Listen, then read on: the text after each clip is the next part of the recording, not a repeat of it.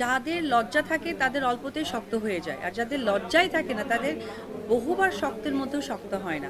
তুমি কার হাত ধরলে, কার সাথে ঘুরে বেড়ালে, সেটা আমার জানার কোনো ইচ্ছে নাই। এমনকি হাজব্যান্ড ওয়াইফ হোক বা বয়ফ্রেন্ড হোক। বুবলির স্বামীর অভাব নেই, অর্থাৎ পুরুষ দেখলেই নজর লেগে যায় বুবলির। এবার ঠিক এমনই একটা মন্তব্য করেছেন ঢালিউড কুইন অপু বিশ্বাস।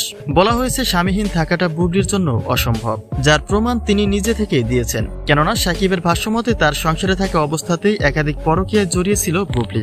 আর সাকিবের সাথে বিচ্ছেদের পরে তো সবটা খোলসাভাবেই করেছে বুবলি। তাই তার বিস্তারিত জানতে একটা মুহূর্ত না টেনে সঙ্গে থাকুন।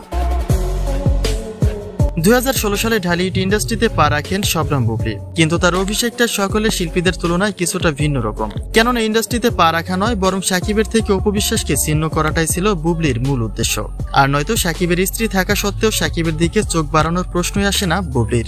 অর্থাৎ প্রথম সিনেমায় অভিনয় করে সাকিবের দ্বিতীয় স্ত্রীর জায়গাটা দখল করে নিয়েছিল পরকীয়া খ্যাত এই নায়িকা। তবে এখানে শেষ নয়। গত বছর বুবলির সাথে সম্পর্কটি কেন্দ্র করে বিচ্ছেদের সুর তোলার পাশাপাশি কিছু অভিযোগও দাঁড় করিয়েছিলেন শাকিব খান। অর্থাৎ সিনেমার পরিচালক থেকে শুরু করে আরো অনেকের সাথে পরকীয়ায় জড়িয়ে যাচ্ছে বুবলি। যদিও সাকিবের সব কথা তখন বিশ্বাসযোগ্য মনে হয়নি, কেননা এমনও বলা হয়েছিল যে নিজের জীবন থেকে বুবলিকে সরাতে মিথ্যে অপবাদ দিচ্ছেন তিনি। কিন্তু সাকিবের বলা সেই কথাগুলি বর্তমান সময়ে বাস্তবতায় রূপ নিয়েছে, কেননা কিছুদিন আগে সঙ্গীত শিল্পী তাপসের সাথে পরকীয়ায় লিপ্ত হয়েছিলেন বুবলি।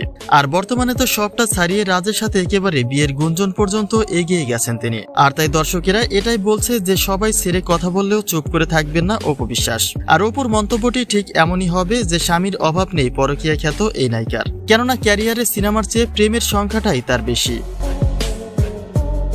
এখন মূল কথা হচ্ছে, যদি ক্যারিয়ার গড়তেই হয় তবে তা অপু বিশ্বাসের মতো করেই গড়ে তোলা উচিত, কেননা আজ পর্যন্ত তার ক্যারিয়ারে কোনো দাগ নেই। তিনি যাকে বিয়ে করেছিলেন এখনো তার অপেক্ষাতেই রয়েছেন। অর্থাৎ সাকিবকে না পেলে হয়তোবা জয়কে নিয়ে তার বাকি জীবনটা কাটিয়ে দেবেন তিনি। তবে এই বিষয়ে আপনাদের কোনো মন্তব্য থাকলে তা কিন্তু অবশ্যই কমেন্ট করে জানিয়ে দিবেন।